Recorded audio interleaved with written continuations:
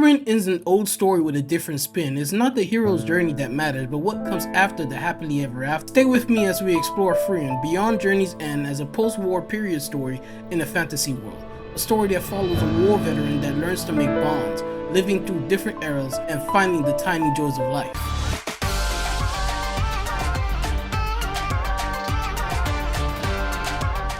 Frieren is the type of series that starts off as a type of story that heals a tired soul, makes you want to pull out the good blanket and get maximum comfort. It's an amazing show that brings back that nostalgic wonder of imagination and adventure.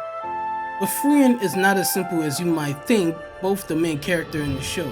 It goes to the themes of courage, what it really means to be brave, the meaning of bonds, family, and love. The things that we can pass on to future generations aren't just heirlooms, but also ideas through the stories told of legends, and everything that comes out of war.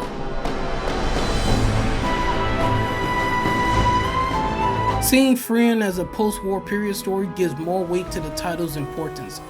Actually, it's one of my favorite type of titles. One that feels like they could be name dropped. Or like some of my favorite titles, The Legend of Zelda: A Link to the Past and The Legend of Zelda: A Link Between Worlds. It's because they're double entendres and not only fix my biggest pet peeve about the games, but they also have a double meaning. The titles are named after Princess Zelda, but the playable character is actually called Link. The beauty of Frieren's title is like the name of pimp named Slickback. Yes, the whole thing, not just Slickback. Frieren or Beyond Journey's End, either of these could have easily been the title of the series by themselves and worked just fine. But together they tell a complete story. They ask the question, what happens after the happily ever after? It starts with a never before seen move. It completely skips past the hero's journey, like an optional cutscene. We get a small break with the hero's welcome home festival, but then speed run past the happily ever after life of the members while only showing the elf's solo adventure montage. The real story starts after the season changes and Frieren comes back. For a reunion and a promise. A reunion after 50 years. Showing us a glimpse into Frieren's sense of time, as it telling us that Frieren's journey alone has been a blur. She doesn't process time the same way others do. You can only imagine what the time with the hero party must have felt like. Until the death of the hero Himmel, and for the first time, it hits her. And like a dam breaking, she cries. She cries that she never really knew Himmel. The years that she lets pass her by without ever really getting to know him and the rest of the hero party. This moment is what starts her new game plus. This time taking more effort to understand humans better, which leads her to retracing the hero party's steps to reach heaven. So the start of an end becomes the start to the end. Change the lens of the narrative of Frieren to a post-war period and the story becomes an onion. The demon agenda starts to make sense. Changes the angle of the Frieren story and gives it a bit of sadness, makes a grown man want to cry. It shows how after the loss of her home and family, Frieren had remained unchanged without really bonding with the people around her, like her master and the hero party. If that was just her personality or her habit, we don't really know. After the death of Himmel, she makes it her goal for her new journey to make an effort to actually connect to people she bonds with, like her young apprentice Fern. It's with Fern, who feels emotionally like an exact clone of Frieren, that we are shown how she became the way she is, showing the same similarities to Frieren, losing their home, their loved ones, becoming orphans or alone because of the war, feeling like the only survivor, then being saved by someone who knows their pain. Even their attitudes towards magic are similar. They both love magic but struggle at first to admit it. It's with Fern and later Stark that Frieren learns that bonds aren't just about the people you know, but the moments you share with them. Even something as simple as watching the sunrise together, or celebrating someone's birthday. With her bonds, she begins to heal herself as a person and not as a war maid.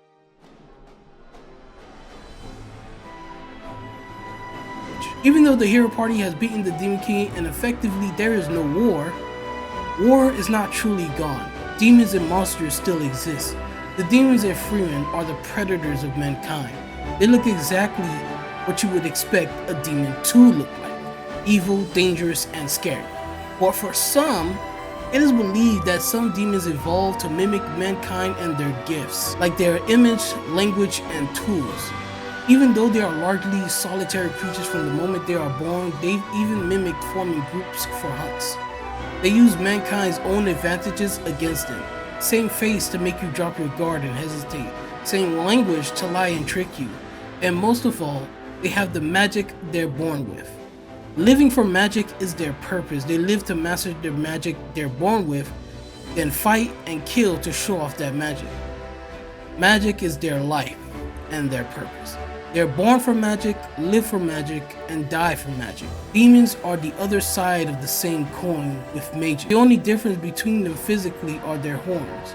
Their purpose in the story can be thematic or symbolic, as if holding a mirror to a battle mage, a mage like Frieren, and what we knew so little about her before, where on the surface she was cold, had no real interest in people outside herself, and her only interest was magic, and only magic that interested her. Another point of similarity is how demons and mages will share the same blank, neutral expression. But it makes sense, as most mages experience a demon taking someone or something important from them. Just like how Fern and Frieren's homes and loved ones were taken away from them and hardened their hearts. The same happened to many mages. As a theme, the demons would be the mirror being held up to battle mages like Frieren. As a symbol, they would be the proxy of an enemy in a war, as it can be anyone, and how people view them to define them. Though times change, the demons are the only constant. But the same could be said for mages, and mankind as a whole. The more things change, the more they stay the same. Demons evolve to better kill humanity, and mages evolve to better kill demons. This is the thing that makes demons and mages very similar. Magic is the currency of war that almost every mage and demon trades in. Demons take great pride in their magic to the point they take on any challenge head on when it comes to a mage. It's a compulsion. Even in war, they would throw away strategic opportunities if it meant having a head-on fight with magic. They're like children that want to show off their toys to the other kids. But most mages have the same pride when it comes to magic. It's funny and kind of sad that the primary magic that Frieren and Fern uses is basically the magic equivalent of a gun. It sort of reflects their relationship with magic. They don't hate it, but they do struggle to admit they love it. While Frieren collects weird and obscure types of magic that can make hot tea or make flowers. They hate the destructive use of magic because of demons that used it to take their homes and family. But just like Frieren learned from her master the beautiful potential of magic, Frieren wanted to do the same for Fern. Wanting to love magic is what motivates Frieren to collect weird and obscure magic. More than the strongest or flashiest spell, she prefers the weird and ordinary type of magic, finding joy in the little things life has to offer. Frieren holds a lot of themes of a post-war period story, and Frieren is the driving source for that theme. Frieren herself shares a lot of those themes. The war veteran that isolates herself, the loss and grief of loved ones, the fear and courage to keep on living despite the losses, the emptiness left when the life you knew is gone. Yet what was lost is not destroyed, it lives on in memory, in the memories of the good times that were had, and in the hope for good times still to come.